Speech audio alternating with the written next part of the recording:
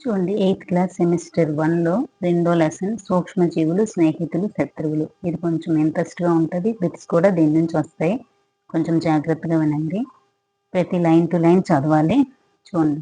ఇక్కడ మొక్కలు మరియు జంతువులను చూసి ఉంటాం కదా! అవి మన కళ్ళతో చూడలేని ఇతర జంతువులు కూడా ఉంటాయి కదా! వీటినే సూక్ష్మజీవులు అంటారు. ఇవి చూడండి. ఉదాహరణకు వర్షాకాలంలో తేమగా ఉన్న రొట్టె చెడిపోవడం మరియు దాని ఉపరితలంపై బూడిద రంగు తెల్లటి మచ్చలతో కప్పబడి ఉండటాన్ని మీరు గమనించి ఉంటారు. ఇది భూతద్దంలో చూడమని చెప్పాడు. ఏంటి రొట్టె అనేది చెడిపోయినప్పుడు దాని ఉపరితలం అనేది ఏ రంగులో ఉంటుంది? బూడిద రంగు తెల్లటి మచ్చలతో కప్పబడి ఉంటుంది. అంటే శిలీంధ్రాలు చేరుతాయి. నెక్స్ట్ బ్యాక్టీరియాలు చేరుతాయి. ఇవన్నీ కూడా అర్థం. చూడండి. భూతద్దం ద్వారా ఈ మచ్చలను పరిశీలించండి. మీకు చిన్న చిన్న నల్లటి గుండ్రటి నిర్మాణాలు కనిపిస్తాయి. ఈ నిర్మాణాలు ఏమిటో, అవి ఎక్కడ నుండి వచ్చాయో మీకు తెలుసా అని అంటున్నాడు. అంటే శిలీంధ్రాల నుంచి వచ్చాయి. శిలీంధ్రాలు చేరడం వల్ల చిన్న చిన్న నల్లటి గుండ్రటి నిర్మాణాలు కనిపిస్తాయని చెప్పొచ్చు. నెక్స్ట్ సూక్ష్మజీవులు. పొలం నుండి కొంత తేమతో కూడిన మట్టిని ఒక బేకర్లోకి సేకరించండి. ఆ మట్టి రేణువులు కిందకి చేరి స్థిరపడిన తర్వాత బేకర్ నుండి ఒక చుక్క నీటిని తీసుకుని సూక్ష్మదర్శనం ద్వారా పరిశీలించమంటున్నాడు. అందులో చిన్న చిన్న సూక్ష్మజీవులు ఉంటాయి కదా, దాని గురించి. నెక్స్ట్ ఒక చెరువు నుంచి కొన్ని చుక్కల నీటిని ఒక గ్లాస్ స్లైడ్ మీద విస్తరింపచేసి సూక్ష్మదర్శనం ద్వారా పరిశీలించమంటున్నాడు. చిన్న చిన్న జీవులు అటు ఇటు కదులుతుందని మీరు గమనించారని అడుగుతున్నాడు. వాటిని సూక్ష్మజీవులు అంటారు కదా. చూడండి, ఇక్కడ నుంచి ఒక టెట్ బిట్ ఇచ్చాడండి. టెట్లో ఎస్జిటిలో సూక్ష్మజీవులు 4 ప్రధాన సమూహాలుగా వర్గీకరించబడ్డాయి. సూక్ష్మజీవులు అనేవి 4 సమూహాలుగా వర్గీకరించబడ్డాయి. ఏంటి? బ్యాక్టీరియా, శిలీంధ్రాలు, ప్రోటోజోవా, శైవలాలు. ఇక్కడ వైరస్లు లేవు, చూసుకోండి. బ్యాక్టీరియా, శిలీంధ్రాలు, ప్రోటోజోవా, శైవలాలు ఇచ్చాడు.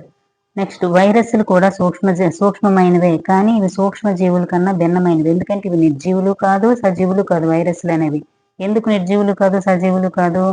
ఇవి నిర్జీవులు కాదు, ఎందుకంటే అతిథేయులోకి వెళ్ళినప్పుడు సజీవుగా మారిపోతాయి. సజీవులు కూడా కాదు, బయట ఉన్నప్పుడు నిర్జీవులుగా ఉంటాయి కాబట్టి.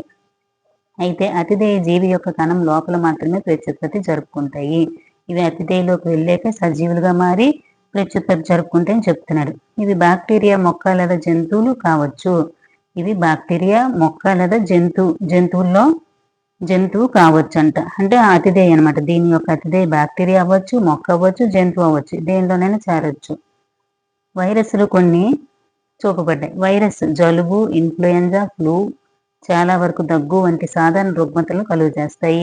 వైరస్లు అనేవి జలుబు, ఇన్ఫ్లుయెంజా, దగ్గులు వంటివి.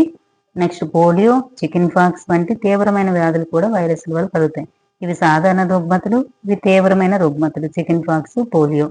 అక్కడ ఇస్తాడు సాధారణమైనవి ఏంటి అని ఇచ్చాడు అనుకోండి. జలుబు, ఇన్ఫ్లుయెంజా అని, దగ్గు వంటివి సాధారణ రుగ్మతలు. అదే తీవ్రమైన వ్యాధులు అని ఇచ్చి అందులో పోలియో, చికెన్ పాక్స్ ఇచ్చారు అనుకోండి. మనకు చికెన్ పాక్స్ తీవ్రమైనది కాదేమో అనుకుంటాం, ఎందుకంటే వచ్చిన వారం రోజుల్లో తగ్గిపోద్ది కదా అని.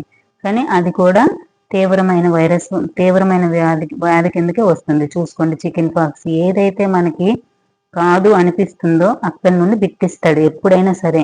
అది చూడండి, చికెన్ పాక్స్. విరోచనాలు, డీసెంట్రీ మరియు మలేరియా వంటి వ్యాధులు ప్రోటోజోవాల వల్ల కలుగుతాయి. కరెక్టే కదా. నీళ్ళ విరోచనాలు తీసుకుంటే యాంటెమిబా హిస్టోలిటికా ప్రోటోజోవాన్ కదా. మలేరియా తీసుకుంటే ప్లాస్మోడియం అనే ప్రోటోజోవా వల్ల వస్తుంది. అయితే టైఫాయిడ్ మరియు క్షయ వంటివి బ్యాక్టీరియా వల్ల కలిగే వ్యాధులు. చూడండి, ఇక్కడ ఇచ్చాడు క్షయ మరియు టైఫాయిడ్, మనకు తెలిసిందే బ్యాక్టీరియాల ద్వారా కలుగుతుందని చెప్తున్నాడు. తర్వాత నెక్స్ట్ ఇక్కడ చూడండి ఇచ్చాడు క్లామ్డోమోనస్ ఇచ్చాడు. అంటే సూక్ష్మ శిలీంధ్రాలు ఏంటి? కొన్ని బ్యాక్టీరియాలు ఇచ్చాడు, కొన్ని శిలీంధ్రాలు ఇచ్చాడు. ఇవి బ్యాక్టీరియాలకి, ఇవి శిలీంధ్రాలు. క్లామ్డోమోనస్ నిచ్చెన ఆకారంలో ఉండేది స్పైరోగైరం. ఇది ఏకకణజీవి అమీబా. ఇది పారామిషం, ఇది ఏకకణజీవి. తర్వాత శిలీంధ్రాలు ఏంటంటే ఇచ్చేది ఇవన్నీ ప్రోటోజోవాన్లు అంటే. చూడండి, పారామిష్యము మరియు అమీబా ప్రోటోజోవానే కదా. ఇది నీలి ఆకుపచ్చ శైవలాలు, ఇది ప్రోటోజోవా. ఇది శైవలాలు. చూడండి, ఇవి నీలి ఆకుపచ్చ శైవలాలు ఏంటి? క్లామ్డోమోనస్, స్పైరోగైరా. శైవలాలు ఏంటి? క్లామ్డోమోనస్, స్పైరోగైరా.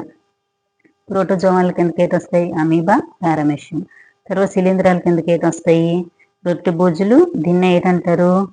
బ్రెడ్ మోల్డ్ అంటారు. పెన్సిలియం మరియు ఆస్పర్జిల్లస్, ఇవన్నీ కూడా శిలీంధ్రాలకు ఉదాహరణ. ఇవి ప్రోటోజోవాన్కి ఉదాహరణ, ఇవి శైవలాలకు ఉదాహరణ, ఇవి బ్యాక్టీరియాలకి ఉదాహరణ.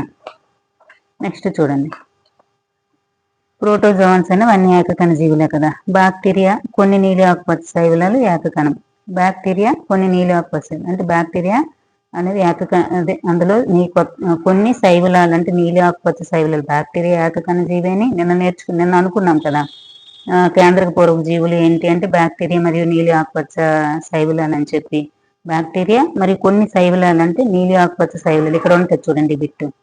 చూడండి, సూక్ష్మజీవులు బ్యాక్టీరియా కొన్ని శైవలాలు మరియు ప్రోటోజోవాల వల్ల ఏకకణయుతంగా కానీ, శైవలాలు మరియు శిలీంధ్రాల వల్ల బహుకణయుతంగా కానీ ఉంటాయి. శైవలాలు, శిలీంధ్రాలు చూడండి శైవలాలు, శిలీంధ్రాలు బహుకణ జీవులు.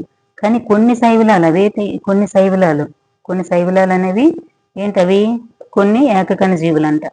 ఇప్పుడు ఇక్కడ కొన్ని నీలి ఆకుపచ్చ శైవలం అంటే బ్యాక్టీరియా కిందకే వస్తుంది. నీలి ఆకుపచ్చ శైవలం అనేది బ్యాక్టీరియాలో మనం చెప్పాం కదా, ఆర్కే బ్యాక్టీరియా, యూ బ్యాక్టీరియా అని ఇంటర్మీడియట్ క్లాస్లో ఫస్ట్ లెసన్ చెప్పాను కదా. అవి నీలి ఆకుపచ్చ శైవలాలు బ్యాక్టీరియాల కిందకి వస్తాయి. మరి కొన్ని శైవలాలు కూడా ఏకకణ జీవులు అని చెప్పాడు. అన్ని శైవలాలు కాదు, కొన్ని శైవలాలు మాత్రమే ఏకకణ జీవులు. సూక్ష్మజీవులు మరియు మనం స్నేహపూర్వకమైన సూక్ష్మజీవులు అంట. చూడండి ఎందుకు చూడండి, సూక్ష్మజీవులు మరియు మనం స్నేహపూర్వక సూక్ష్మజీవులు కొన్ని మనకి మంచి చేస్తాయి అన్నమాట. సూక్ష్మజీవులు ఏంటంటే బ్రెడ్ తయారు చేయడానికి, నెక్స్ట్ కేకులు తయారు చేయడానికి, పెరుగుకి ఈస్ట్ అనే ఏకకణ జీవి అనేది అవసరం పడుతుంది అని చెప్తున్నాడు. తర్వాత పూర్వకాలం నుంచి సూక్ష్మజీవులు ఆల్కహాల్ తయారీలో ఉపయోగిస్తున్నారు. పూర్వకాలం నుంచి ఈస్ట్ లాంటిది ఆల్కహాల్ తయారు చేయడానికి ఈస్ట్ ద్వారా మనం తయారు చేస్తున్నాం కాబట్టి పూర్వకాలం నుంచి చేస్తున్నాడు అని చెప్పాడు. నెక్స్ట్ చూడండి, పర్యావరణాన్ని శుభ్రం చేయడంలో ఉపయోగిస్తారట కొన్ని బ్యాక్టీరియాలు. అవి ఏంటంటే సేంద్రీయ వ్యర్థాలు, కూరగాయల తొక్కలు, జంతువుల అవశేషాలు, మలం మొదలగునవి బ్యాక్టీరియా వల్ల హానికరం కానీ మరియు ఉపయోగకరమైన పదార్థాలుగా విచ్ఛిన్నం చేయబడతాయి. బ్యాక్టీరియాల వల్ల హానికరం కానీ మరియు ఉపయోగకరమైన పదార్థాలుగా విచ్ఛిన్నం చేయబడతాయి. ఏటేటి? కూరగాయల తొక్కలు, జంతువుల అవశేషాలు, మలము మొదలగునవి బ్యాక్టీరియాల వల్ల చర్య జరిపి అవి మనకు ఉపయోగకరమైన పదార్థాలుగా విచ్ఛిన్నం చేయబడతాయి. ఔషధాల తయారీలో కూడా బ్యాక్టీరియాను ఉపయోగిస్తారు. అదే చూడండి, నెక్స్ట్ నత్రజని స్థాపన చేయడంలో కూడా, నేల సారాన్ని పెంచడంలో కూడా బ్యాక్టీరియాను ఉపయోగిస్తారు. ఔషధాల తయారీలో ఉపయోగిస్తారు. నెక్స్ట్ ఉపయోగకరమైన పదార్థాలు విచ్ఛిన్నం చేయడం, అదే ఇలాంటి అవశేషాలు, కూరగాయల తొక్కలు అవన్నీ కూడా ఉపయోగకరంగా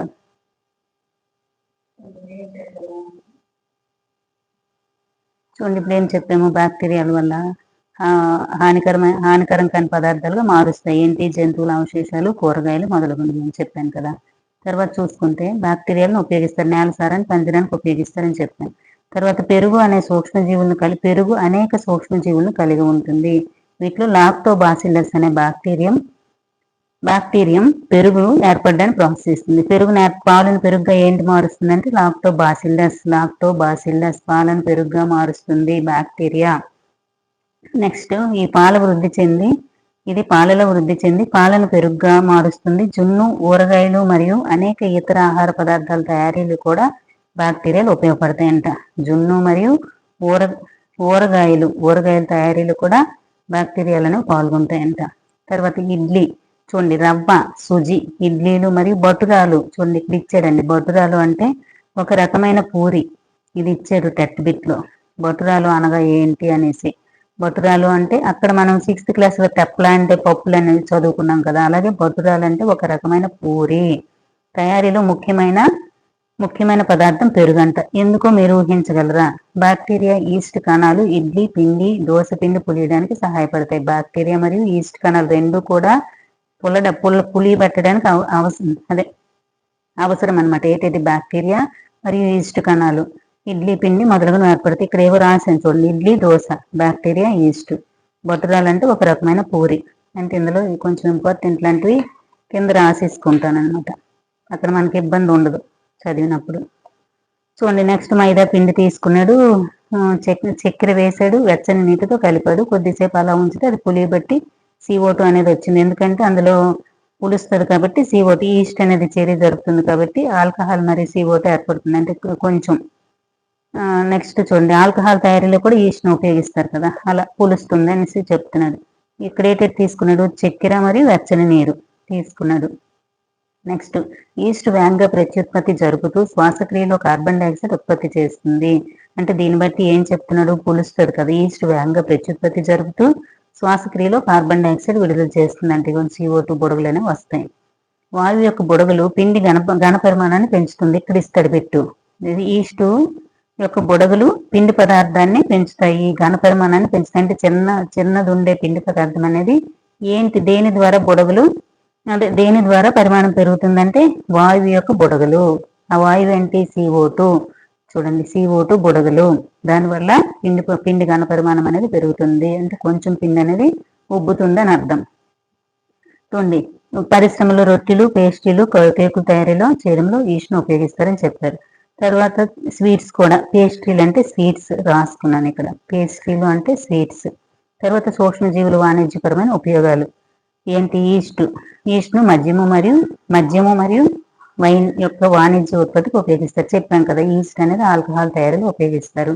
దీని కొరకు బార్లీ, గోధుమలు, బియ్యం వంటి ధాన్యాలు. చూడండి, ఇక్కడ ఇవ్వచ్చు, వైన్ వాణిజ్యం ఉత్పత్తికి ఉపయోగిస్తారు కదా. ఆల్కహాల్ మరియు వైన్ తయారీలో ఏటైతే ఉపయోగిస్తారంటే బార్లీ, గోధుమలు, బియ్యము.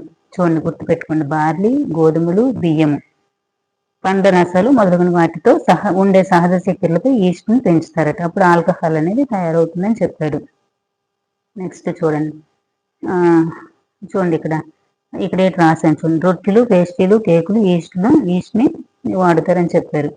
తర్వాత చూడండి, నెక్స్ట్ ఈస్ట్ వలన చక్కెర ఆల్కహాల్ మార్చబడడం వల్ల ఆల్కహాల్ వాసన చక్కెరను ఆల్కహాల్గా మార్చే ఈ ప్రక్రియని కిణ్వనం అంటారు. అంటే ఈస్ట్ ద్వారా ఆల్కహాల్ వస్తుంది కదా, ఆల్కహాల్ వాసన వస్తుంది, చక్కెరను ఆల్కహాల్గా మార్చే ఈ ప్రక్రియని కిణ్వనం అంటారని చెప్పారు. నెక్స్ట్ చూడండి, ఇక్కడ లూయిస్ పాశ్చర్ 1857 కిణ్వనాన్ని కనుక్కున్నాడు. లూయిస్ పాశ్చర్ 1857 కిణ్వనాన్ని కనుక్కున్నాడు. సూక్ష్మజీవుల ఔషధపరమైన ఉపయోగాలు. మీరు అనారోగ్యానికి గురైనప్పుడల్లా డాక్టర్ మీకు పెన్సిలిన్ వంటి సూక్ష్మజీవనాశక మాత్రలు, చూడండి, యాంటీబయాటిక్స్ మాత్రలు ఇస్తారు కదా, లేదా క్యాప్సూల్స్ లేదా ఇంజెక్షన్స్ ఇవ్వచ్చు. ఇవి దేని నుంచి వస్తుంది, పెన్సిలిన్ అనేది శిలీంధ్రం ద్వారా వస్తుంది. చూడండి, పెన్సిలియం అనే ఆకుపచ్చ శిలీంధ్రం, ఇది ఎంటర్లో ఉంటుంది. పెన్సిలియం నోటేటం అనే ఆకుపచ్చని శిలీంధ్రం వల్ల పెన్సిలిన్ తయారు చేస్తారు. పెన్సిలిన్ అనేది ఏంటి, యాంటీబయాటిక్. చూడండి, యాంటీబయాటిక్ అనేది శిలీంధ్రాల ద్వారా కూడా తయారు చేస్తారు. పెన్సిలియం అనే శిలీంధ్రం ద్వారా తయారు చేస్తారు. కాబట్టి యాంటీబయాటిక్స్ అనేది శిలీంధ్రాల ద్వారా తయారు చేస్తారు. నెక్స్ట్ బ్యాక్టీరియాల ద్వారా కూడా తయారు చేస్తారు. సూక్ష్మజీవనాశకాలను చూడండి, సూక్ష్మజీవులు, ఈ మందులు వ్యాధి కలిగించే సూక్ష్మజీవులను చంపుతాయి లేదా పెరుగుదలను నిరోధిస్తాయి. చంపుతాయి లేక పెరుగుదలను నిరోధిస్తాయి అని చెప్తున్నాడు. ఇటువంటి మందులను సూక్ష్మజీవనాశకాల యాంటీబయాటిక్స్ అంటారు. బ్యాక్టీరియా, శిలీంధ్రాల నుంచి అనేక సూక్ష్మజీవనాశకాలు ఉత్పత్తి చేయబడతాయంట. ఏంటంటే శిలీంధ్రాల నుంచి అయితే పెన్సిలిన్, అదే బ్యాక్టీరియాల నుంచి ఇదేంటో మీరు ఎట్లా ఉంటుంది చూడండి, స్ట్రెప్టోమైసిన్, టెట్రాసైక్లిన్, ఎరిథ్రోమైసిన్, ఇవన్నీ కూడా 3 కూడా బ్యాక్టీరియాల నుండి తయారు చేస్తారు. స్ట్రెప్టోమైసిన్ అనేది స్ట్రెప్టోమైసియస్ గ్లీసియస్ అనే బ్యాక్టీరియా ద్వారా తయారవుతుంది. స్ట్రెప్టోమైసియస్ గ్లీసియస్, నా రైటింగ్ అర్థం కాదు, మీరు రాసుకోండి. నెక్స్ట్ టెట్రాసైక్లిన్ కూడా స్ట్రెప్టోమైసిస్ బ్యాక్టీరియా జాతికి చెందిన నుంచి తయారు చేస్తారు. ఎరిథ్రోమైసిన్ కూడా స్ట్రెప్టోమైసిన్ నుంచి తయారు చేస్తారు. అది ఇంటర్మీడియట్లో ఉంది, నేను రాసుకున్నాను, మీరు రాసుకోండి. 1929లో అలెగ్జాండర్ ఫ్లెమింగ్ వ్యాధికారక బ్యాక్టీరియా వర్ధనంపై పరిశోధన చేస్తుండగా ఏమైందట, ఒక్కసారి అందులో చిన్న చిన్న బ్యాక్టీరియాలు ఉంటాయి కదా, ఆ బ్యాక్టీరియాలని ఆకుపచ్చని శిలీంధ్రం యొక్క సిద్ధబీజాలను కనుక్కున్నాడు. అందులో ఆకుపచ్చని శిలీంధ్రం యొక్క సిద్ధబీజాన్ని కనుక్కున్నాడట, అదే పెన్సిలియం. ఈ శిలీంధ్రము బ్యాక్టీరియా పెరుగుదలను నిరోధిస్తుంది. వాస్తవానికి ఇది చాలా బ్యాక్టీరియాలను చంపింది. అంటే యాంటీబయాటిక్ ఉపయోగిస్తామని చెప్పాం కదా, బ్యాక్టీరియాలని, శిలీంధ్రాలని. యాంటీబయాటిక్ అంటే అర్థమేంటి, బ్యాక్టీరియాలను చంపుతుంది. బ్యాక్టీరియాను చంపింది కూడా ఈ శిలీంధ్రం నుంచి పెన్సిలిన్ తయారు చేయబడింది. ఇప్పుడు 1929లో అలెగ్జాండర్ ఫ్లెమింగ్ తయారు చేశాడు. 1947లో ఇతనికి నోబెల్ బహుమతి వచ్చింది. నెక్స్ట్ చూడండి, బ్యాక్టీరియా నుండి తయారు చేయబడే సూక్ష్మజీవనాశకాలు ఒక నిర్దిష్ట సూక్ష్మజీవులను పెంచడం ద్వారా తయారు చేయబడ్డాయి. వివిధ రకాల వ్యాధులు నయం చేయడంలో ఉపయోగపడతాయని చెప్తున్నాడు. నెక్స్ట్ చూడండి, జలుబు, ఫ్లూకు వ్యతిరేకంగా, చూడండి, ఇవి బ్యాక్టీరియాల ద్వారా వచ్చే వ్యాధులను సూక్ష్మజీవనాశకాలు ఏం చేస్తాయి, చంపేస్తాయి కదా. చూడండి, ఇక్కడ ఏం చేశాడు, ఇది జలుబు మరియు ఫ్లూకు వ్యతిరేకంగా సమర్థవంతంగా ఉండవు. ఈ యాంటీబయాటిక్స్ అనేవి జలుబు, ఫ్లూకు తగ్గించవు. ఎందుకంటే ఇది వైరస్ ద్వారా వచ్చే వ్యాధులు కాబట్టి వైరస్ ద్వారా వచ్చే వ్యాధులకు యాంటీబయాటిక్స్ పనిచేయవు. యాంటీబయాటిక్స్ అనేవి వైరస్ల ద్వారా వచ్చే వ్యాధులకు పనిచేయవు, గుర్తుపెట్టుకోండి. నెక్స్ట్ చూడండి, వ్యాక్సిన్స్. వ్యాధికారక సూక్ష్మజీవులు మన దేహంలో ప్రవేశించినప్పుడు, దాడి చేసినప్పుడు ప్రతిరక్షకాలను ఉత్పత్తి చేస్తుంది కదా. ఇప్పుడు మన బాడీలోకి ఏదైనా వచ్చిందనుకోండి, ఒక సూక్ష్మజీవి, అది చూడండి, వాటితో పోరాడడానికి మన దేహము ప్రతిరక్షకాలను ఉత్పత్తి చేస్తుంది. మన బాడీని రక్షించడానికి అని గుర్తుపెట్టుకోండి, రక్షకాలు కదా, మన బాడీని రక్షించడానికి ప్రతిరక్షకాలను ఉత్పత్తి చేస్తుంది. సూక్ష్మజీవులు మళ్ళీ ప్రవేశిస్తే ఎలా పోరాడాలో కూడా మన దేహం గుర్తుంచుకుంటుంది. మళ్ళీ సేమ్ అదే సూక్ష్మజీవి మళ్ళీ వచ్చింది అనుకోండి, ఎలా పోరాడాలో గుర్తుంచుకుంటుందంట. కాబట్టి చనిపోయినా లేదా బలహీన పడినా, చూడండి, కాబట్టి చనిపోయినా లేదా బలహీన పడిన సూక్ష్మజీవులను ఆరోగ్యకరమైన దేహంలోనికి ప్రవేశపెడతారు. వ్యాక్సిన్ అనేది ఏంటి? ఇప్పుడు చిన్నపిల్లల్లో వ్యాక్సిన్ ఇస్తారు కదా, అవి ఏంటవి? అవి సూక్ష్మజీవులు. ఇప్పుడు కరోనా వ్యాక్సిన్ వచ్చిందండి. కరోనా వ్యాక్సిన్ అంటే అర్థం ఏంటి? ఆ కరోనా తాలూకు వైరస్లే చనిపోయినవి లేదా బలహీన పడినవి మన బాడీలోకి పంపిస్తారు. అప్పుడు అవేం చేస్తాయి? మన బాడీలోకి వస్తాయి. అప్పుడు మన బాడీ ఏంటనుకుంటుంది? అవి నిజంగా చనిపోయినవి కాదేమో అని ఫైట్ చేయడానికి ప్రతిరక్షకాలను ఉత్పత్తి చేస్తుంది మన బాడీ. అవి బలహీన పడిపోయి ఉంటాయి. బలహీన పడిపోయినా ప్రతిరక్షకాలు ఉత్పత్తి చేసింది అనుకో, బలహీన పడిపోయినవైనా చనిపించగలదు, చచ్చిపోయినవైతే చంపడానికి ప్రయత్నిస్తుంది. దానికి తెలియదు ప్రతిరక్షకాలు అనేవి ఉత్పత్తి చేస్తుంది బాడీ.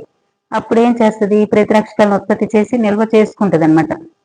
మళ్ళీ సెకండ్ టైం నిజంగా మనకు కరోనా వచ్చింది అనుకోండి, అప్పుడు ఏం చేస్తుంది? ఆల్రెడీ ప్రతిరక్షకాలు ఉన్నాయి కదా కరోనాకు సంబంధించి, అప్పుడు ఈ ప్రతిరక్షకాలన్నీ దాని మీద దాడి చేసి తగ్గిస్తాయి అనమాట. అందుకు చిన్నపిల్లలు వ్యాక్సిన్ వేస్తారు కదా, డిపిటి, పోలియో వ్యాక్సిన్స్, అవన్నీ ఏంటి? చనిపోయిన మరియు బలహీన పడిపోయిన వైరస్లే. చూడండి, ప్రతిరక్షకాలు దేహంలో ఉంటాయి. మన వ్యాధిని కలిగించే సూక్ష్మజీవులు ఎప్పటికీ రక్షించబడతాం. ఈ విధంగా వ్యాక్సిన్ పనిచేస్తుంది. టీకాలు వేయడం ద్వారా కలరా, క్షయ, మచూచి, హెపటైటిస్. చూడండి, టీకాలు వేయడం ద్వారా కలరా, క్షయ, మచూచి, హెపటైటిస్ తో సహా అనేక వ్యాధులు నివారించవచ్చు. Next, Edward Jenner 1798. ఇక్కడ నేను ఏదో 7 అని పెట్టుకున్నాను, 1798 గుర్తుగా. మచూచి వ్యాధికి టీకాను కనుక్కున్నారు.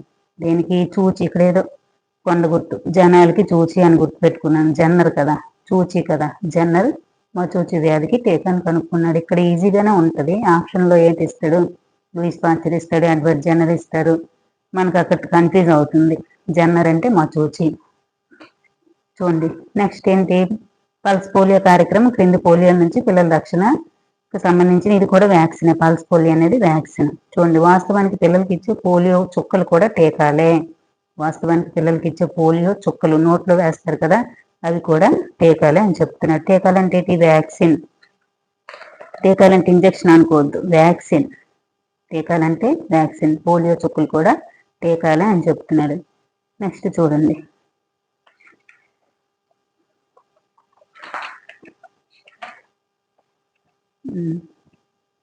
ఇవన్నీ కూడా. నెక్స్ట్, భూసారాన్ని పెంచడం. బ్యాక్టీరియాలు వాతావరణం నుంచి నత్రజని గ్రహించి నేలను స్థాపనం చేయడం ద్వారా భూసారాన్ని పెంచి నేలను సారవంతంగా చేస్తాయి. ఈ సూక్ష్మజీవులను సాధారణంగా జీవ నత్రజని స్థాపక బయోలాజికల్ నైట్రోజన్ ఫిక్సేటర్స్ అంటారు. చూడండి, వీటిని ఏమంటారు? సూక్ష్మజీవులు సాధారణంగా జీవ నత్రజని స్థాపకాలు, బయోలాజికల్ నైట్రోజన్ ఫిక్సేటర్స్ అంటారు. వీటిని బ్యాక్టీరియాలని గుర్తుపెట్టుకోండి. నెక్స్ట్, పర్యావరణాన్ని శుద్ధి చేయడం అంట.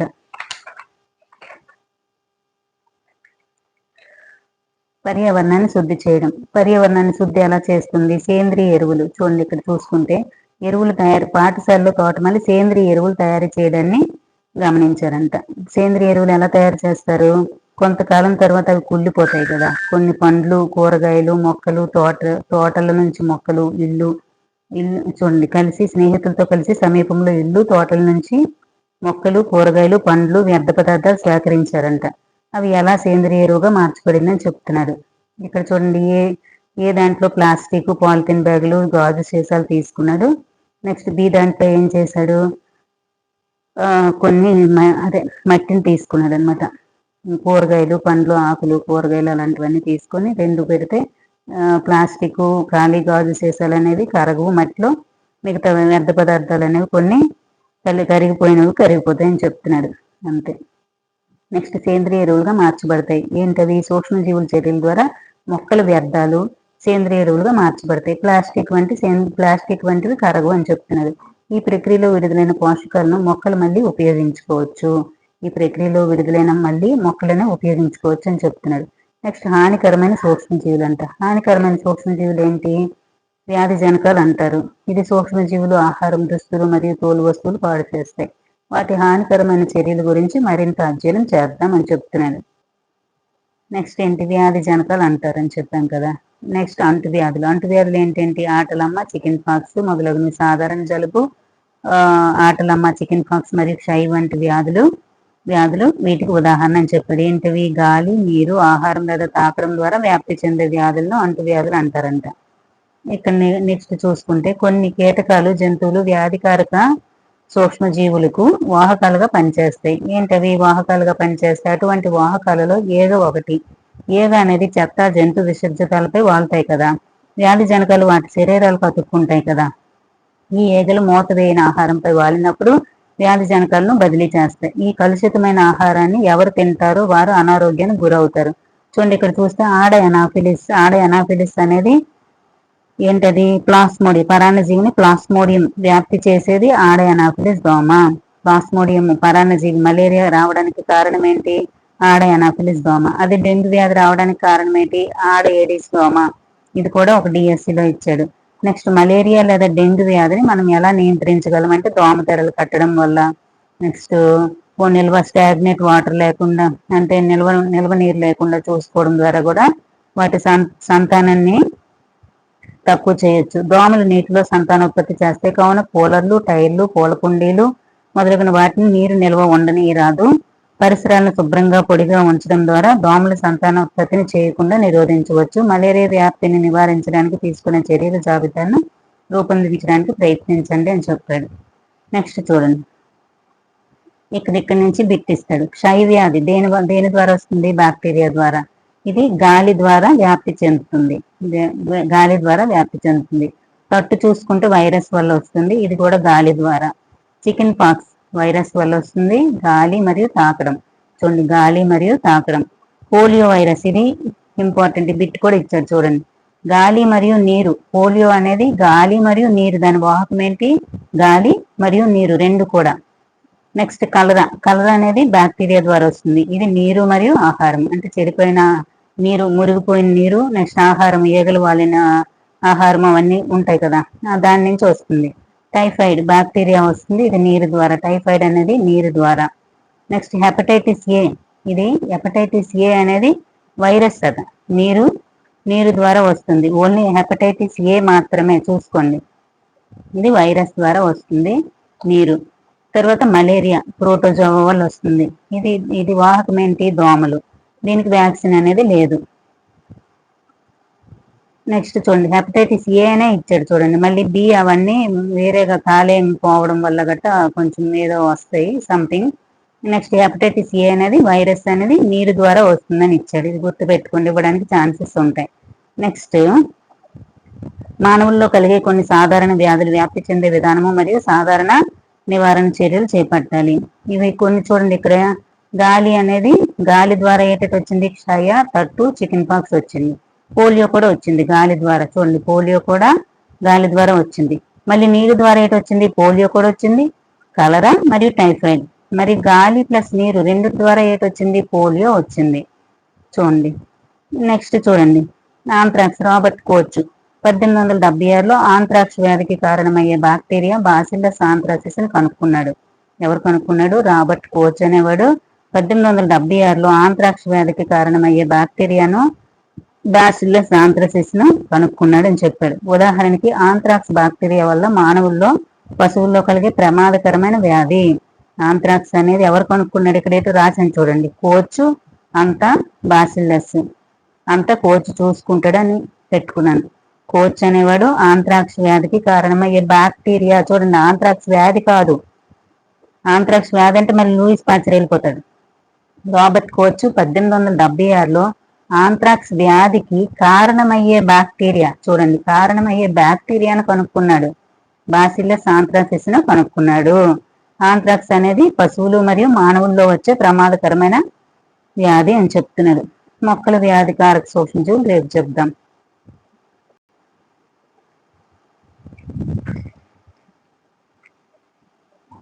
Hi, welcome back to my channel simply కి. ఈరోజు 8th క్లాస్ సెమిస్టర్ 1లో కదా ఫస్ట్ లెసన్, సెకండ్ లెసన్ సూక్ష్మజీవులు స్నేహితులు శత్రువులు అని చెప్పుకున్నాం కదా. ఇప్పుడు చూడండి, సూక్ష్మజీవులు ఏంటంటారు?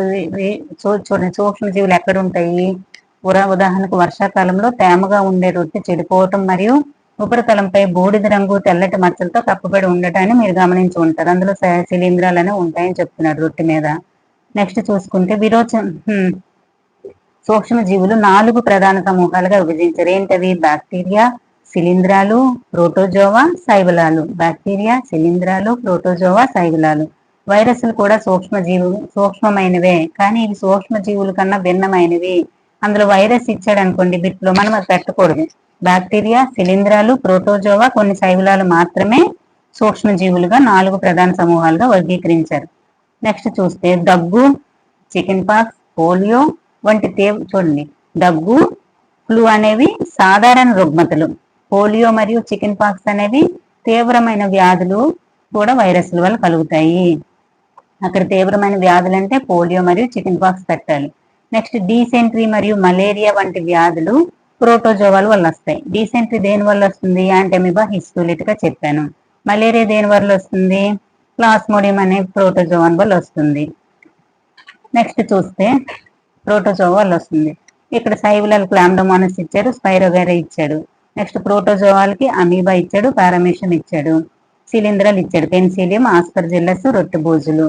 నెక్స్ట్ చూసుకుంటే సూక్ష్మజీవులు ఎక్కడ నివసిస్తాయి? సూక్ష్మజీవులు బ్యాక్టీరియా, కొన్ని శైవలాలు మరియు ప్రోటోజోవాల వల్ల ఏకకణీయుతంగా కానీ, బ్యాక్టీరియాలు అనేవి మరియు కొన్ని శైవలాలు మాత్రమే ఏకకణీయుతంగా ఉంటాయి. మిగతా శైవలాలన్నీ బహుకణీయుతంగా ఉంటాయి. శిలీంధ్రాలు కూడా బహుకణీయుతంగానే ఉంటాయి. సూక్ష్మజీవులు ఇతర జీవులపై పెరుగుతాయి, మరికొన్ని స్వేచ్ఛగా కూడా ఉంటాయి. సూక్ష్మజీవులు అనేవి ఇతర జీవుల్లో కూడా పెరుగుతాయి మరియు స్వేచ్ఛగా ఉంటాయి. చూడండి, ఇవి వేడి నీటి బుగ్గల వరకు, చల్లని మంచు వాతావరణం నుంచి వేడి నీటి బుగ్గల వరకు కూడా, ఎడారుల నుంచి చిత్తడి భూములు అంటే తడితడిగా బురద నేలలు ఉంటాయి కదా, చిత్తడి భూముల వరకు అన్ని రకాల వాతావరణ పరిస్థితుల్లో కూడా సూక్ష్మజీవులు పెరుగుతాయి. సూక్ష్మజీవులు మరియు మనమంట. చూడండి, ఇక్కడ ఏంటి? బ్రెడ్, కేకులు దేని ద్వారా తయారైంది? ఈస్ట్ ద్వారా తయారైంది. పూర్వకాలం నుంచి సూక్ష్మజీవులు ఆల్కహాల్ తయారీకి ఉపయోగిస్తున్నారు. చూడండి, కొన్ని బ్యాక్టీరియాలు ఏం చేస్తాయి? జంతువుల అవశేషాలు మరియు కూరగాయల తొక్కలు, మలము మొదలగునవి బ్యాక్టీరియాల వల్ల హానికరం కాని మరియు ఉపయోగకరమైన పదార్థాలుగా విచ్ఛిన్నం చేయబడతాయి. అంటే హాని కలిగించకుండా ఉండే పదార్థాలు మరియు ఉపయోగకరమైన పదార్థాలుగా విచ్ఛేదనం చెందబడతాయంట. ఔషధాల తయారీలు కూడా బ్యాక్టీరియాను ఉపయోగిస్తారని కూడా గుర్తు చేసుకోండి. నెక్స్ట్ నత్రజని స్థాపనకు కూడా బ్యాక్టీరియాలు ఉపయోగపడతాయి. ఏంటది? లెగ్యూమినేసి కుటుంబపు మొక్కల వేర్లు బడుపులో ఏటుంటాయి? రైజోబియం అనే బ్యాక్టీరియా ఉంటుంది కదా, అవి. నెక్స్ట్ చూడండి, పాలను పెరుగుగా మార్చేది లాక్టోబాసిల్లస్. నెక్స్ట్ జున్ను, ఊరగాయలు కూడా ఇతర ఆహార పదార్థాల తయారీలు కూడా బ్యాక్టీరియా పాల్గొంటాయంట. నెక్స్ట్ ఇక్కడ బొటురాలు, ఇడ్లీలు అంటే బొటురాలు అంటే ఒక రకమైన పూరి, తయారీలో ముఖ్యమైన పదార్థం పెరుగు అని చెప్పాడు. బొటురాలు అంటే ఏంటి? ఒక రకమైన పూరి అని చెప్పాడు. నెక్స్ట్ చూడండి, ఈస్ట్ వేగంగా ప్రత్యుత్పత్తి జరుపుతూ శ్వాసక్రియలో కార్బన్ డైఆక్సైడ్ ఉత్పత్తి చేస్తుంది. ఈ వాయువు అంటే కార్బన్ డైఆక్సైడ్ వాయువు అనేది బుడగలు పిండి ఘన పరిమాణాన్ని పెంచుతాయి. ఏ యొక్క వాయువు యొక్క బుడగలు పిండి ఘన పరిమాణాన్ని పెంచుతాయని ఇచ్చాడు అనుకోండి, అక్కడ CO2. అది ఏ కణజీవి అంటే ఏకకణ జీవి. అదేంటి అంటే ఈస్ట్. నెక్స్ట్ చూస్తే ఆల్కహాల్, వైన్ మరియు ఎసిటిక్ యాసిడ్, వెనిగర్లను అధిక పరిమాణంలో ఉత్పత్తి చేయడంలో సూక్ష్మజీవులను ఉపయోగిస్తారంట. ఏంటంటే alcohol, wine, acetic acid. Next east ను మద్యము లేదా వైన్ అనే యొక్క వాణిజ్య ఉత్పత్తికి ఉపయోగిస్తారు. దీని కొరకు ఏంటంటే ఉపయోగిస్తారు? బార్లీ, గోధుమలు, బియ్యము. వైన్ తయారీ చేయడానికి ఏంటి ఉపయోగిస్తారు? బార్లీ, గోధుమలు, బియ్యము. ఈస్ట్ ను మద్యము మరియు వైన్ యొక్క వాణిజ్య ఉత్పత్తికి ఉపయోగిస్తారు. దీని కొరకు బార్లీ, గోధుమ, బియ్యము నెక్స్ట్ పండ్ల రసాలు కూడా ఉపయోగిస్తారు. ఉండే సహజ చక్కెరలపై ఈస్ట్ ను పెంచుతారు అనమాట. మొదలగున వాటిలో ఉండే సహజ చక్కెరలపై ఈస్ట్ ను పెంచుతారు. నెక్స్ట్ చూడండి, చక్కెరను ఆల్కహాల్ గా మార్చే ఈ ప్రక్రియను ఏంటంటారు? కిణ్వనము అంటారు. చక్కెరను ఆల్కహాల్ గా మార్చబడే ఈ ప్రక్రియనే కిణ్వనం అంటారు. లూయిస్ పాస్చర్ 1857లో కిణ్వనాన్ని కనుక్కున్నాడు. 1857లో లూయిస్ పాస్చర్ కిణ్వనాన్ని కనుక్కున్నాడు. సూక్ష్మ జీవుల ఔషధపరమైన ఉపయోగాలు ఇక్కడ చూడండి. ఇప్పుడు మనకి యాంటీబయాటిక్ ఇంజెక్షన్స్ లేదా మాత్రలు లేదా క్యాప్సూల్స్ రూపంలో ఇస్తారు. క్యాప్సూల్స్ రూపంలో ఇస్తారు కదా. ఏదైనా అనారోగ్యం వచ్చింది అనుకోండి, యాంటీబయాటిక్ ఇప్పుడు మనకు జ్వరం వచ్చింది అనుకోండి, డోలోతో పాటు యాంటీబయాటిక్ వేస్తాం కదా. కానీ ఈ యాంటీబయాటిక్స్ దేని నుంచి తయారు చేశారంటే శిలీంధ్రాలు, బ్యాక్టీరియా. యాంటీబయాటిక్స్ దేని నుంచి తయారు చేస్తారు? శిలీంధ్రాలు, బ్యాక్టీరియా. ఏ శిలీంధ్రం నుంచి కనుక్కున్నాడు అలెగ్జాండర్ ఫ్లెమింగ్? పెన్సిలియం అనే శిలీంధ్రం, ఆకుపచ్చటి శిలీంధ్రం నుంచి పెన్సిలిన్ అనే యాంటీబయాటిక్ కనుక్కున్నాడు. నెక్స్ట్ ఇంకా యాంటీబయాటిక్ బ్యాక్టీరియాల ద్వారా కూడా తయారు చేస్తారు కదా. అవేంటవి? స్ట్రెప్టోమైసిన్, టెట్రాసైక్లిన్ మరియు ఎరిథ్రోమైసిన్. చూడండి, స్ట్రెప్టోమైసిన్, టెట్రాసైక్లిన్ మరియు ఎరిథ్రోమైసిన్ ఈ మూడు కూడా బ్యాక్టీరియాల నుంచి తయారైనవే. ఇంటర్మీడియట్ పుస్తకంలో ఉంటాయి, చూసుకోండి. ఈ యాంటీబయాటిక్స్ అనేవి చూడండి దేని నుంచి తయారు చేశాడు? శిలీంధ్రాలు మరియు బ్యాక్టీరియాల నుంచి యాంటీబయాటిక్ తయారు చేశారు. ఈ యాంటీబయాటిక్ దేనిపైన పనిచేయవు? వైరస్ల వల్ల వచ్చే వ్యాధుల పైన కానీ ఇది పనిచేయవు అని చెప్పొచ్చు. ఎందుకంటే ఇప్పుడు మనకి ఇంటర్మీడియట్ లో ఒక జోక్ ఉంటదండి. జోక్ ఏంటి తెలుసా? అది జలుబు టాబ్లెట్ వేస్తే 7 days లో తగ్గిపోతుందంట. జలుబు టాబ్లెట్ వేస్తే 7 days లో తగ్గిపోతుంది. వేయకపోతే వారంలో తగ్గుతుంది. అంటే వేస్తే 7 days అంటే వారమే కదా, వేయకపోయినా వారంలోనే తగ్గుతుంది.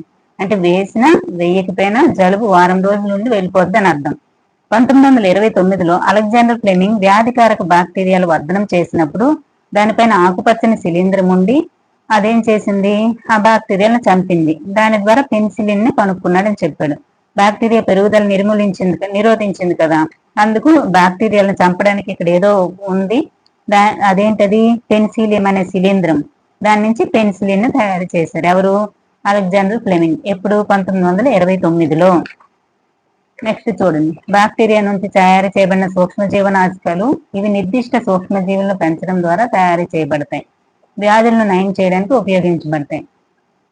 చూడండి, జంతువుల్లో సూక్ష్మజీవులు సంక్రామ్యతను అదుపు చేయడానికి పశువులు మరియు పౌల్ట్రీ యొక్క మేతలో సూక్ష్మజీవనాశకాలను కలుపుతారు. జంతువుల్లో సూక్ష్మజీవుల సంక్రామ్యతను అదుపు చేయడానికి పౌల్ట్రీ యొక్క మేతలో యాంటీబయాటిక్స్ కలుపుతారంట. మొక్కలు వ్యాధులు నియంత్రించడానికి కూడా వీటిని ఉపయోగిస్తారు.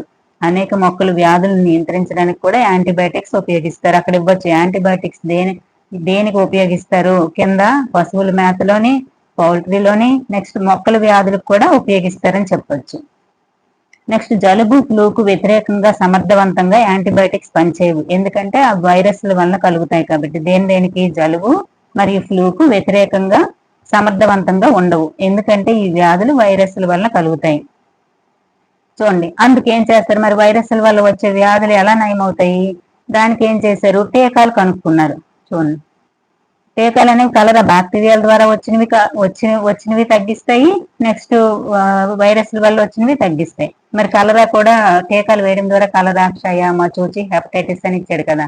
అవి మరి కలరా అనేది విబ్రియో కలరా అనే బ్యాక్టీరియా ద్వారా వస్తుంది కదా. అంటే బ్యాక్టీరియా వ్యాధులను కూడా నయం చేసినట్టే కదా వ్యాక్సిన్స్. చూడండి, నెక్స్ట్ వ్యాక్సిన్స్.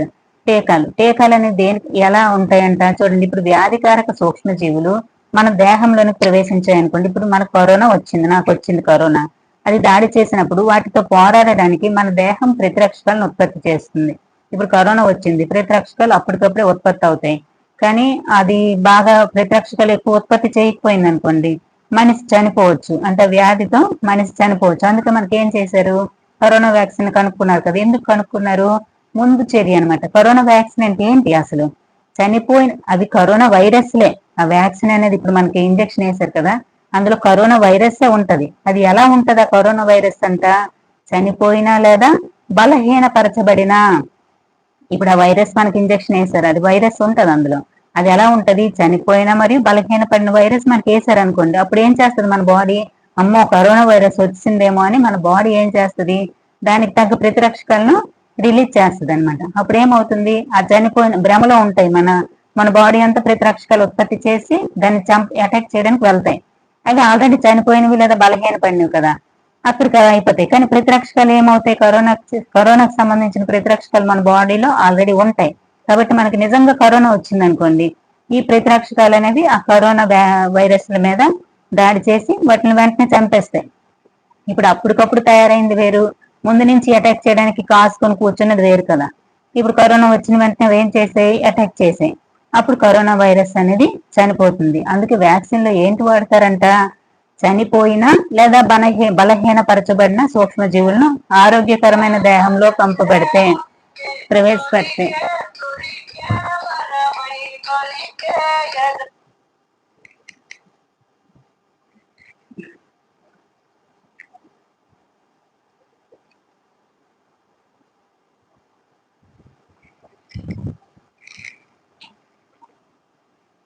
ఇప్పుడు ఏం చేశారు, దాన్ని ఏమంటారు, ప్రతిరక్షకాలు అనేవి చనిపోయిన లేదా బలహీనపరచమైన సూక్ష్మ జీవులను ఆరోగ్యమైన దేహంలోనికి ప్రవేశపెడతారు. దేహం తగిన ప్రతిరక్షకాలను ఉత్పత్తి చేసి దాడి చేసిన బ్యాక్టీరియాతో పోరాడి చంపుతుందంట. ఇది ఎవరు కనుక్కున్నాడు, ఎడ్వర్డ్ జెన్నర్. టీకాలు వేయడం ద్వారా ఏ ఏ వ్యాధులు నయం చేయవచ్చు, కలరా, క్షయ, మచూచి, హెపటైటిస్ తో సహా అనేక వ్యాధులను నిరోధించవచ్చు అని ఇచ్చాడు. ఇప్పుడు మచూచి ఎవరు టీకాను కనుక్కున్నారు, ఎడ్వర్డ్ జెన్నర్ మచూచి వ్యాధికి టీకాను కనుక్కున్నాడు. ఎడ్వర్డ్ జెన్నర్ ఏంటి కనుక్కున్నాడు, మచూచి వ్యాధికి.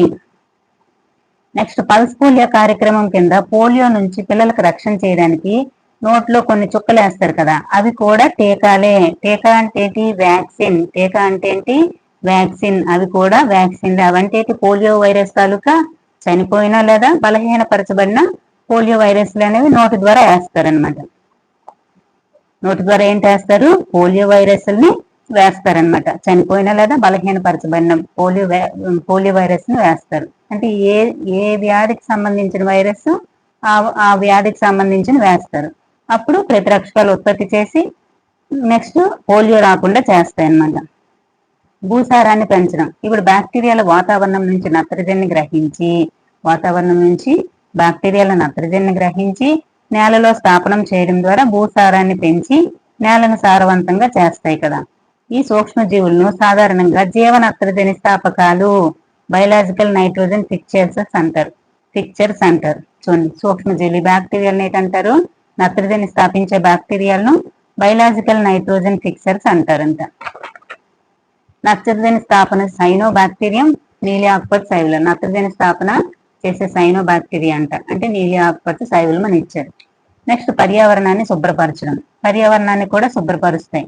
ఎలా అవి, సేంద్రియ ఎరువు తయారీ చేయడానికి చూడండి, సమీపంలో ఇల్లు, తోటల నుంచి మొక్కలు, కూరగాయలు, పండ్ల వ్యర్థాలు సేకరించి వాటిని పారివేయడానికి ఉద్దేశించిన గొయ్యిలో వారు వాటిని వేశారు. కొంతకాలం తర్వాత కుళ్ళిపోయి సేంద్రియ ఎరువుగా మార్చబడుతుందని చెప్పాడు. నెక్స్ట్ కొన్నిట్లో ప్లాస్టిక్, గాజు సీసాలు తీసుకున్నాడు, అవి కరగవు కదా, మామూలు ఇలాంటివి అయితే కరిగిపోతాయి అని చెప్తున్నాడు, అంతే, అందులో మరేం లేదు. చూడండి, సూక్ష్మజీవులు ఇప్పుడు రెండింటిలో ఏ మరియు బిలో ఉంచాడు కదా. ఈ ప్లాస్టిక్ అవన్నీ కూడా, ప్లాస్టిక్, గాజు గ్లాసులు, బాటిల్స్, విరిగిన బొమ్మలు ఎటువంటి మార్పుకు గురికాకపోవడాన్ని గమనించారు. సూక్ష్మజీవులు వాటిపై చర్య జరపలేవు మరియు సేంద్రియ ఎరువులుగా మార్చలేవు. ఈ కుళ్ళిపోయిన ఆకులు, తొక్కలు, పండ్లు అలాంటివన్నీ కూడా సూక్ష్మజీవులు చేరి సేంద్రియ ఎరువుగా మారుస్తుందని చెప్పాడు. ఇప్పుడు హానికరమైన సూక్ష్మజీవులు. మొక్కలు, జంతువులు, మొక్కలు చూడండి, సూక్ష్మజీవులు మానవుల్లోనూ, మొక్కలలోనూ, జంతువుల్లో వ్యాధులు కలిగిస్తాయి. ఇటువంటి వ్యాధిని కలిగించే సూక్ష్మజీవులను వ్యాధి జనకాలు అంటారు. ఇవి సూక్ష్మజీవులు ఆహారము, దుస్తులు మరియు తోలు వస్తువులను పాడు చేస్తాయి. వాటి హానికరమైన చర్యల గురించి మరింత అధ్యయనం చేద్దామని చెప్తున్నాడు. ఏంటంటే వస్తాయి ఇప్పుడు చూడండి, వ్యాధి సోకిన వ్యక్తి నుంచి ఆరోగ్యవంతమైన వ్యక్తికి గాలి, నీరు, ఆహారం లేదా తాకడం ద్వారా వ్యాప్తి చెందే వ్యాధులను అంటువ్యాధులు అంటారు. అంటువ్యాధులు అంటే ఏంటి, ఒకరి నుంచి ఒకరికి వస్తాయి. వ్యాధి సోకిన వారి నుంచి ఆరోగ్యవంతమైన వ్యాధికి వస్తాయి. దేని ద్వారా వస్తాయి, గాలి, నీరు, ఆహారము లేదా తాకడం. గాలి, నీరు, ఆహారం లేదా తాకడం అంటువ్యాధులు అంటారు. కలరా, సాధారణ జలుబు, ఆటలమ్మ, చికెన్ పాక్స్ మరియు క్షయ వంటి వ్యాధులు వీటికి ఉదాహరణ. అంటువ్యాధులకు ఉదాహరణ ఏంటి? జలుబు, కలరా, ఆటలమ్మ, నెక్స్ట్ చికెన్ పాక్స్ ని ఆటలమ్మ అంటారు. క్షయ వంటి వ్యాధులు అనేది అంటువ్యాధులు అని చెప్తున్నాడు. ఇప్పుడు చూస్తే కొన్ని ఏం చేస్తాయి, వాహకాలు చూడండి. ఆరోగ్యవంతమైన వ్యక్తి శ్వాస తీసుకునేటప్పుడు ఈ వైరస్ అతని శరీరంలో ప్రవేశించి వ్యాధిని కలిగిస్తాయి. కొన్ని కీటకాలు లేదా జంతువులు వ్యాధికారక సూక్ష్మజీవులకు వాహకాలుగా పనిచేస్తాయి. కీటకాలు లేదా జంతువులు అనేవి వ్యాధికారక సూక్ష్మజీవులు అంటే వ్యాధిని కలిగించే సూక్ష్మజీవులకు వాహకాలుగా అంటే పట్టుకొని వెళ్ళడానికి ఉపయోగపడతాయి. అంటే ఏంటవి చూడండి. ఈగలు కూడా, ఈగలు అనేది ఎలా వస్తాయి? కలరా అనేది వస్తుంది కదా. ఈగలు అనేవి మూతవేయిన ఆహారంపై వాలినప్పుడు వ్యాధి జనకాలను బదిలీ చేస్తాయి. ఈ కలుషితమైన ఆహారాన్ని ఎవరు తింటారో వారు అనారోగ్యానికి గురవుతారంట. నెక్స్ట్ చూడండి, దోమ తీసుకుంటే ప్లాస్మోడియం అనేది ఒక ప్రోటోజోవా కదా. దాన్ని ఏం చేస్తుంది? ఆడ ఎనాఫిలిస్ దోమ మలేరియాని ఏది పట్టుకుని వెళ్తుంది? మలేరియా పరాన్నజీవిని ఆడ ఎనాఫిలిస్ దోమ. అదే ఆడ ఏడిస్ దోమ అనేది డెంగ్యూ వ్యాధి. అదే ఆడ కూలెక్స్ దోమ అంటే బోధ వ్యాధి. ఇక్కడ ఎలా గుర్తించుకుంటాం? ఏఎం అని గుర్తించుకోండి. ఆడ ఎనాఫిలిస్ మలేరియా. ఏ అంటే ఎనాఫిలిస్, ఎం అంటే మలేరియా. డెంగ్యూ వ్యాధి, ఆడ డెంగ్యూ వ్యాధి ఏడిస్, ఆడ ఏడిస్ దోమ డెంగ్యూ వ్యాధి కలిగిస్తుంది. వైరస్ కు వాహకంగా పనిచేస్తుంది. దోమలు ఎలా మనం ఇప్పుడు డెంగ్యూ వ్యాధిని మలేరియా వ్యాధిని ఎలా నియంత్రించగలమంట? దోమల్ని కంట్రోల్ చేయాలి. దోమలు నీటిలో సంతానోత్పత్తి చేస్తాయి కావున కూలర్లు, టైర్లు, పూల కుండీలు మొదలైన వాటిలో నీరు నిల్వ ఉండనీయకూడదు అని చెప్తున్నాడు. శుభ్రంగా పొడిగా ఉంచాలని చెప్తున్నాడు అంతే. నెక్స్ట్ క్షయ అనేది దేని వల్ల వస్తుంది? బ్యాక్టీరియా. అది గాలి ద్వారా వస్తుంది. రోగిని పూర్తిగా వేరుగా ఉంచడం వల్ల గాలి ద్వారా వచ్చే వ్యాధులను మనం అరికట్టవచ్చు. నెక్స్ట్ తగిన వయసులో టీకాలు కూడా వేయొచ్చు. దీనికి క్షయ, తట్టు, చికెన్ పాక్స్, పోలియో. చూడండి, దీనికి టీకాలు కూడా వేయొచ్చు అంట. గాలి ద్వారా మరియు దేని ద్వారా వస్తుంది? ఇవన్నీ కూడా ఏంటి? క్షయ అనేది బ్యాక్టీరియా ద్వారా వస్తుంది. దీనికి టీకా కూడా వేయొచ్చు. తట్టు వైరస్ ద్వారా వస్తుంది, టీకా ఉంది. చికెన్ పాక్స్ వైరస్ ద్వారా వస్తుంది, దీనికి కూడా టీకా వేయించవచ్చు. పోలియో వైరస్, దీనికి కూడా టీకా వేయించవచ్చు. పోలియో అనేది గాలి మరియు నీరు రెండిటి ద్వారా వస్తుంది. గాలి మరియు నీరు. ఇప్పుడు నీరు ద్వారా వచ్చినవి ఏంటి? కలరా, టైఫాయిడ్. ఈ రెండు కూడా బ్యాక్టీరియాల ద్వారా వస్తాయి. హెపటైటిస్ ఏ వైరస్ ద్వారా వస్తుంది. ఇది నీరు. చూడండి, హెపటైటిస్ ఏ అనేది వైరస్ ద్వారా వస్తుంది, నీరు. కాచి చల్లార్చిన నీరు తాగడం ద్వారా లేదా టీకా వేయించుకోవచ్చు దీనికి కూడా. Next malaria. దీనికి టీకా లేదు, ఎందుకంటే ఇది ప్రోటోజోవా వ్యాధి కాబట్టి. చూడండి, మలేరియా ప్రోటోజోవా నుంచి వస్తుంది. ఇది ఏంటి వాహకము? దోమలు. దోమతెరలు నివారణలో ఉపయోగించడం వల్ల, కీటక సంహారాలను పిచికారీ చేయడం వల్ల, వీటిలన్నిటి వల్ల సంతానోత్పత్తి దోమలు అరికట్టడం ద్వారా మలేరియా వ్యాధిని మనం పూర్తిగా నిర్మూలించవచ్చు అని చెప్తున్నాడు. నెక్స్ట్ చూడండి, ఆంత్రాక్స్ వ్యాధికి కారణమయ్యే బ్యాక్టీరియా. చూడండి, ఓన్లీ బ్యాక్టీరియా వరకే. రాబర్ట్ కోర్చ్ 1876లో ఆంత్రాక్స్ వ్యాధికి కారణమయ్యే బ్యాక్టీరియా బాసిల్లస్ ఆంథ్రాసిస్ అని కనుక్కున్నాడు. ఏంటి కనుక్కున్నాడు? రాబర్ట్ కోర్చ్ 1876లో ఆంత్రాక్స్ వ్యాధికి కారణమయ్యే బ్యాక్టీరియాను, ఆ బ్యాక్టీరియా పేరేంటి? బాసిల్లస్ ఆంథ్రాసిస్ అనే బ్యాక్టీరియాని కనుక్కున్నాడు.